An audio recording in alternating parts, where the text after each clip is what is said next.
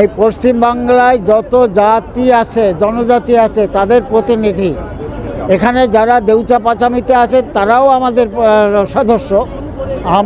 আমাদের মূল কাজ হচ্ছে সমস্ত শ্রেণী বর্ণ এক জায়গায় করে একটা শক্তিশালী সমাজ তৈরি করা। এই সমাজ তৈরি করতে গেলে আমাদের এই পিছিয়ে রাখা সমাজের যেখানে যে কমিউনিটি নির্যাতিত হচ্ছে তার পাশে আমরা দাঁড়াচ্ছি। সেই দাঁড়ানোর মধ্যে যে কোনো রকমের আছে, অ্যাট্রোসিটি হোক, কোনোভাবে কেউ মানে কোনো গোষ্ঠীকে অত্যাচার বা বর্ণবাদীদের দ্বারা অত্যাচার, তা আমরা তাদের পাশে গিয়ে দাঁড়াই। এবং দেউচা পাচামি যেটা হচ্ছে সেটাকেও আমরা তাদের পাশে দাঁড়িয়েছি।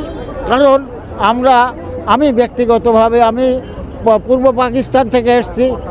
জাল জঙ্গি মানে নিজের বাসভূমি ছাড়া কতটা মানে ব্যথা সেটা আমি নিজে উপলব্ধি করি। কিন্তু আমাদের যেমন একটা জিনিস আমি কেন করি, আপনারা সবাই করেন। যেমন আমাদের মুখ্যমন্ত্রী কিন্তু তিনি কোথায় বাস করেন? হরিশ মুখার্জি লেনে, যেখানে কিন্তু সিকিউরিটির যথেষ্ট অভাব আছে। অনেক ভালো জায়গায় তিনি থাকতে পারেন, কিন্তু তার পিতৃবাড়ি বলে সেখান থেকে তিনি মানে উঠতে পারছেন না, সেখান থেকে অন্য জায়গায় ভালো জায়গায় যেতে পারছেন না। তাহলে চিন্তা করুন, একজন আদিবাসী যে কয়েকশো পুরুষ ধরে ওখানে বসে আছে, তাদের সমস্ত পরিবার নিয়ে যেখানেই দেন না কেন তারা মনে কষ্ট পাবে। এবং তাদের ভবিষ্যৎ কী হবে? একটা সিভিল ভলেন্টিয়ারের চাকরি বা একটা 600 স্কোয়ার ফিটের একটা বাড়ি দিলে কি তাদের সব শেষ হয়ে যাবে?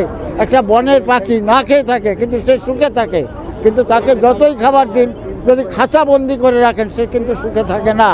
তার যে মানে পুরনো স্মৃতি, সেই স্মৃতি করে খায় তাকে। এবং আরেকটা জিনিস আছে, ওখানে যে সবার পাঠটা আছে এমন নয়, কিন্তু ভারত সরকারের নিয়ম অনুযায়ী, সংবিধানের নিয়ম অনুযায়ী যে কোনো ভূমি মানে বনবাসীকে উচ্ছেদ করা যাবে না তাকে ঠিক মতন তার অভাব অভিযোগ পূরণ না করে। এবং এখানে আমাদের সন্দেহ হচ্ছে সরকার যেসব কাজ করে তাতে তাদের যে প্রতিশ্রুতি, সেই প্রতিশ্রুতি তারা পালন করবেন না।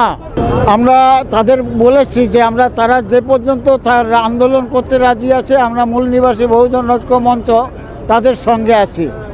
আমার সেক্রেটারি আছে, জেনারেল সেক্রেটারি এখানে আছেন, আমি প্রেসিডেন্ট, আমরা আছি। আমরা এইভাবে প্রতিশ্রুতি তাদের দিয়েছি, তোমাদের জন্য যদি আমাদের মৃত্যু হয় সেটাও আমরা হাসি মুখে বরণ করে নেব, তোমাদের এই অধিকারের সঙ্গে আমরা আছি।